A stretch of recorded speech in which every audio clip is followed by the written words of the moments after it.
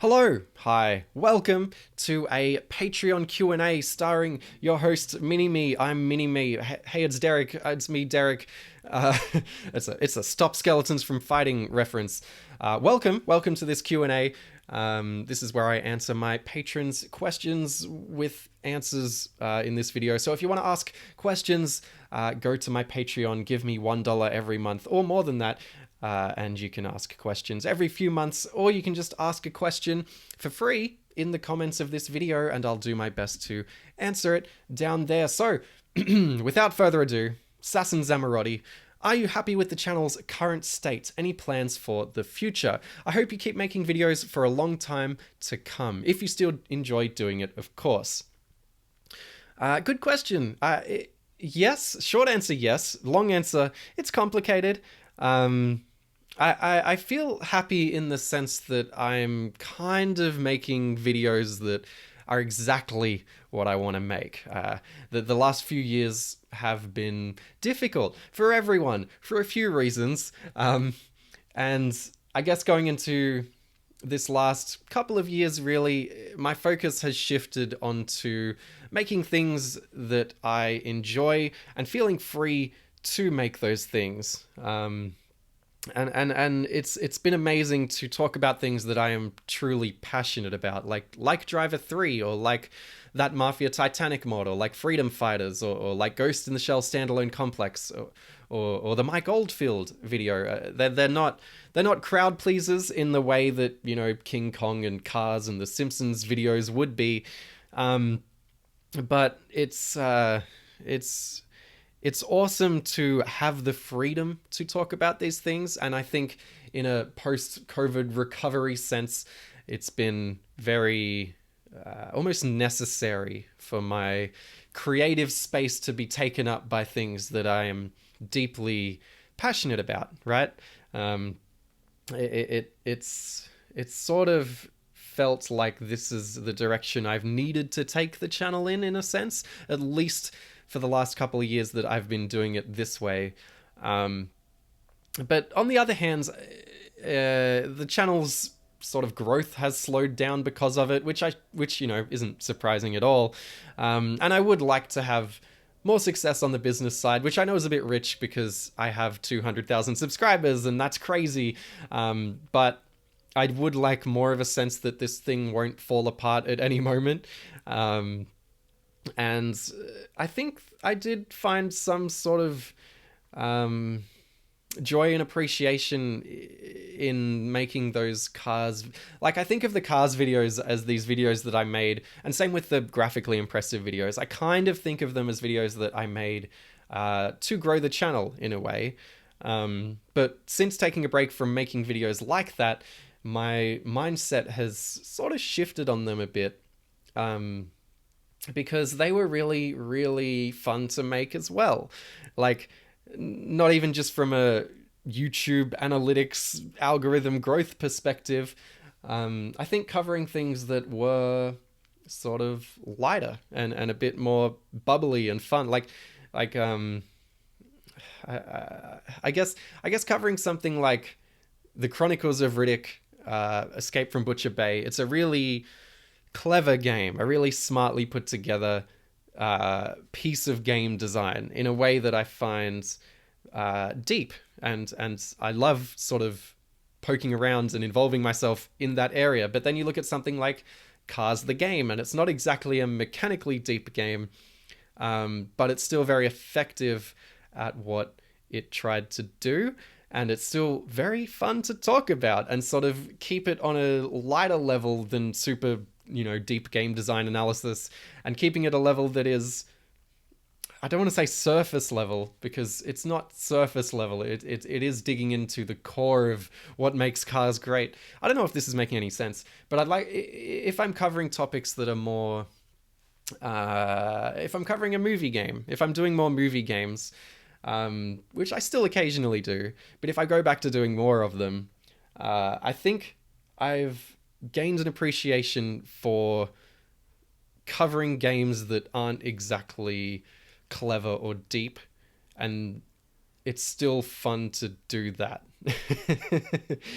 Like, yeah, like when I reviewed Cars, which is the perfect example, there's a moment in that review where I kind of flipped the switch on the whole thing, and I'm like, uh, Cars is actually really effective at what it does because it sets the mood of the film so well, and it gives you a playground to explore Radiator Springs. And while that might not be a mechanically deep game design or thematically deep or philosophically deep level of um, you know, creative vision in the game, it's still extremely effective. It still achieves what it pulls off with a level of uh, not expertise, but excellence. And I think it's still fun to pick that apart. And I need to stop thinking that I need to cover things that are super deep and interesting and realize that stuff that isn't super, super deep is still interesting to cover. I don't know if this answer made any sense, but I'm going to move on. Thanks for the question. Luna Dalton, how are you? Also, what is your opinion on the state of gaming right now, i.e., microtransactions, loot boxes, unfinished games? Also, what's your favorite JRPG? How am I? I'm good. I'm feeling good. What's my opinion on the state of gaming right now? Um, I think that AAA gaming has definitely homogenized in a way that is often very cold and calculated. Lots of games feel like they've been designed by a boardroom rather than by creatives, and that sounds very cynical, and it isn't even really true. But you know, like you get a lot of third person action games, you get a lot of Ubisoft style games, you get a lot of Sony, like God of War and Horizon Zero Dawn are basically the same experience to me. Like they just feel so incredible from a technical perspective and even from a visual design perspective, but from a gameplay design perspective, and even from a storytelling perspective, I really just find them dull in ways that I wish I didn't. I wish I found the passion that people have for those games myself.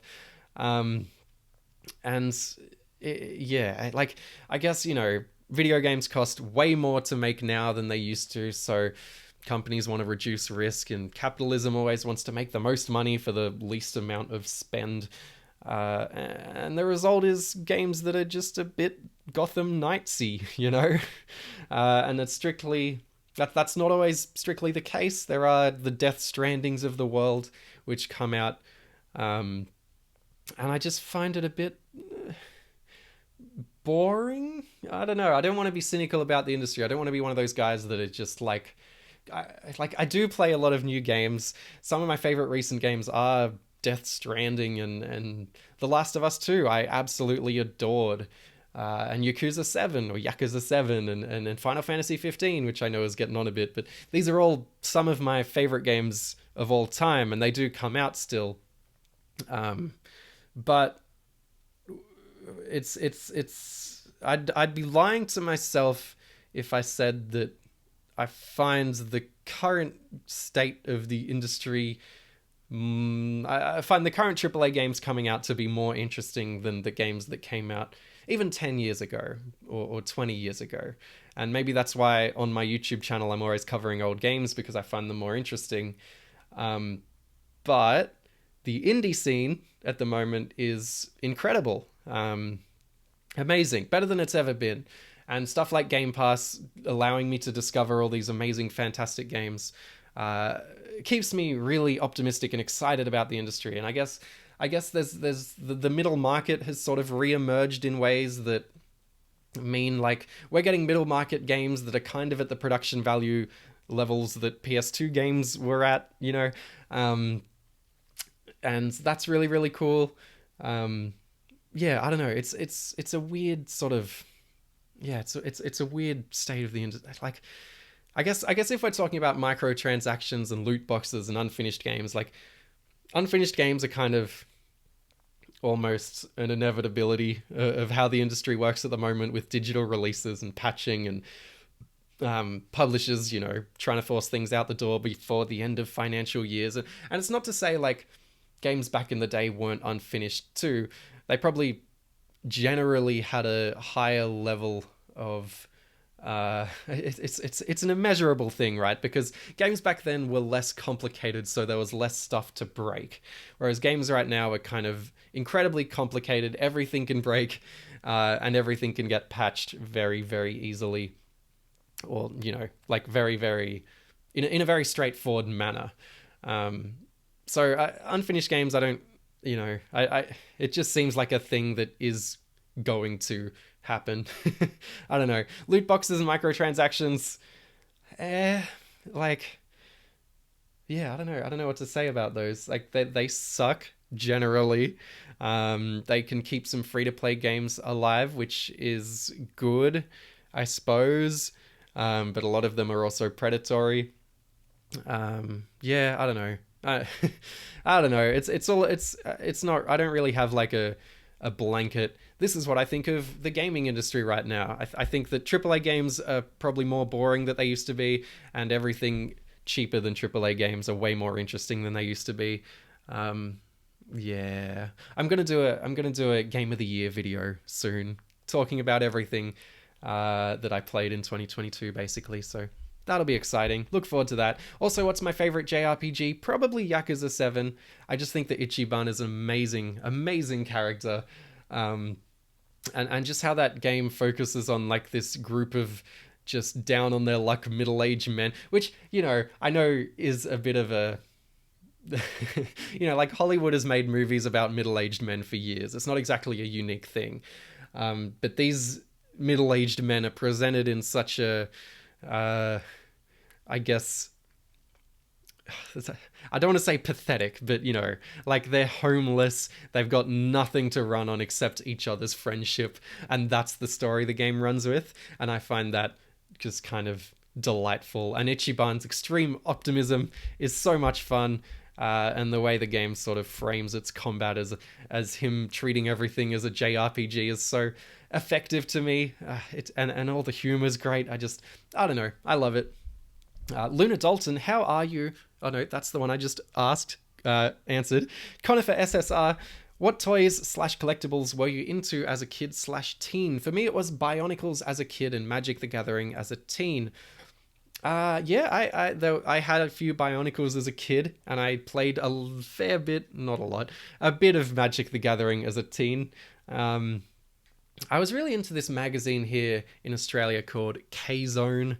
I'm sure you Australians all remember it. I think it's still going, and I was always obsessed with the video game section in K-Zone, basically like Kids Zone, right? Like it's just a sort of small magazine for kids that my parents would buy for $5-10 a piece when I begged them for it at the grocery store. And I'd always go to the back of it and look at all the video game stuff, because that's really what I've always been obsessed with. Like, it's not so much toys/collectibles as it is video games. And funnily enough, from a really young age, I always felt that toys were for kids in a way that, like, oh, I'm snobby and high and mighty and I'm better than these other kids not being into Action Man. I think because I'm the youngest sibling, I have two older siblings and they're like a bit older, they're like 5 years-ish plus older. I think I wanted to be more like them. And they were into cool things like video games and emo music. And I wanted to join that with them, So, yeah, I never got into toys as much as I did video games. And yeah, it's sort of always been about this. I don't know what it is. It's been a real obsession that's stayed with me. And it's kind of funny, like, when I was a kid, it was nerdy in a way that I don't think it is now.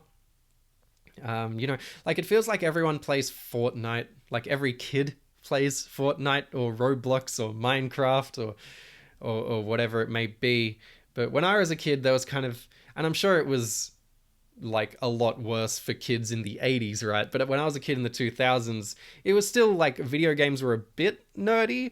Not everyone at school played video games. So it kind of felt like it was my thing back then, whereas now it's everyone's thing in a way. Giant Purple Pen 15. Have you or are you planning to watch Chainsaw Man or Spy X Family? Spy Family? Never thought about how to say that aloud. Since my question is related to anime, do you have a top three? I don't. I've never been. I've talked about this before, but I've never really been a huge anime guy. I've watched a fair bit for someone who doesn't call themselves an anime guy. I always preferred movies. I've seen a lot of anime movies, but as far as like shows, I like Cowboy Bebop. I like Ghost in the Shell standalone complex, which I discovered last year for the game. So I'll say those are my favorites, but I don't have a strong standout top three. Apologies. And I will try and watch Chainsaw Man and Spy Family just because they're such cultural phenomenons that I feel like I have to at least give them a try. Same with Demon Slayer, is that what it's called? I don't know. I'm real out of the loop on anime. I apologize. I need to get more into it, really. Even from the channel perspective, like there are anime games I want to cover, and that's a good excuse for me to try and get into anime and practice my Japanese. That's enough of a reason to. Sam Sneed, what's your favorite game based on a cartoon besides Hit and Run and Battle for Bikini Bottom? That's an interesting question. Like, when you think of licensed games, all of the best ones, it feels like all of the best ones are based on films, right? But when you limit it to TV shows and then limit it again to cartoons, the quality drops off. I actually, in preparation for this question, I Googled video games based on cartoons, and a Wikipedia page came up, and I scrolled through that, and I was like, man, these are some bad games, right? Like it's not a subgenre of the licensed video game world that screams quality. The ones that stand out to me most were the South Park games, the Stick of Truth, and the Fractured Butthole. Even the South Park N64 game I remember quite enjoying. I know it's not very well regarded, but being able to walk around the town in first person and then fighting all those giant turkeys, at least back then, was quite a novelty. So I'm going to say those are my favorites. There's really not a lot to go on. Dominic Chikoki, what are your general plans going forward? Your stuff gets better and better every year, but I'm curious to what your roadmap is. I talked about this a bit, or I'm going to talk about this a bit when I post this video on my Patreon, so you can read sort of the dot points of what I'd like to do this year. There's a few things. I'd like to do more mainstream topics, which I talked about earlier in this video, at the start of this video. I'd like to go back to a few more sort of crowd pleasers. I haven't really done a lot of crowd pleasers in a long time, because they're fun, and it's nice to grow the channel. I'd like to do more second channel stuff. So I guess something that I'm limited by on my main channel is sort of the brands that I've carved out for it. And on my second channel, it's anything goes. At the moment, it's a shit posting channel. So whatever I do on it is going up, is making it better. But I'd like to do more stuff on there, just more unscripted stuff, like light stuff. Like I'd like to do tier lists, and I'd like to do more let's play style gameplay videos, and just talk about current games I'm into, or just chat, or show off more of my personality. It sounds a bit wanky to say, but yeah, I guess this last couple of years my focus on YouTube has been a lot to do with enjoying the process more, and I think if I have an outlet to just chat on my second channel, that would be fun. I'm not too fazed by it being super successful or anything. Just a nice way to kick back and chat video games. And on that note, I'm looking into starting a podcast. And at the moment, probably the main catalyst, or the main way I would do a podcast, is a solo podcast where I talk about my favorite games, and maybe it's like a mini series of like a 10 episode podcast where I talk about my top 10 games, one game per episode. I think, like, if you're listening to this now, let me know if you'd enjoy that. My phone's ringing. I'll be back in a sec. And I'm back. Hello, sorry about that. Yeah, as we were saying, I'd like to make a podcast of sorts somehow, maybe. I'd like, generally like more outlets to just chat. I want to, when I make a video, it is a big process of play the game, record the game, write the script, rewrite the script, draft the script, record the script, and then do this massive piece of editing. And I guess the longer that process goes on per video, the more stressful it becomes for each video. And I think I'd need more outlets to just release something off the cuff and fun, and sort of like these Q&A videos. These are just sort of laid back and chill, and how you going, and let's chat about video games, and narcissistically talk about myself. Let's hope it's not too narcissistic when I start doing more videos like this, but it's it's just something that I think will serve as some level of reprieve from the more considered videos that I normally do, and I think it'll break them up really nicely. And the other thing that I'm planning to do this year is get on camera a lot more, I hope. It's sort of something that, I don't know, it's not a skill I feel that I'm very good at. So I imagine when I release my first on-camera video, there's going to be a lot of people being like, wow, you're not very good at this, you're a bit awkward on camera. And I think most people are, and I think it's a skill I want to develop. I want to be not awkward on camera, and the only way to do that is to be awkward on camera for a while. You know, it's like sucking at skateboarding until you can do an ollie. It's just something, it's a necessary pain that I'll probably have to go through. But the reason I want to get on camera more is mostly because there's a lot of hardware stuff, like LGR oddware type stuff that I want to cover. Like video game peripherals and one-off peripherals for old video games, and just sort of goofy tech stuff that I'm quite interested in covering. So yeah, I think that'll be really fun, and I've bought a couple of cheap studio lights, and I have a nice camera, so I'm hoping that those will be good. I'm still waiting for the lights in the mail, but I'm hoping that I can make it look sort of professional in a way that a 200,000 subscriber YouTube channel would look. But we'll get there when we get there. It's just I don't have the luxury of like sort of, I guess my training grounds on making video game reviews were when I had no one watching, but now I have people watching, so it's going to be a little more embarrassing and a little more stressful, but that's okay. I need to get over it. And yeah, thanks for the question, Dominic. I appreciate you. And Antonio Phillips, you asked for anything, then backpedaled, so what can't we ask you? Yeah, I said ask me anything, or maybe not anything. So stop asking me about the Sims 2 DS. My god, it's done when it's done. It's the Half-Life 3 of mini-me videos. Anthony Sirac, Sims 2 DS when? Fuck.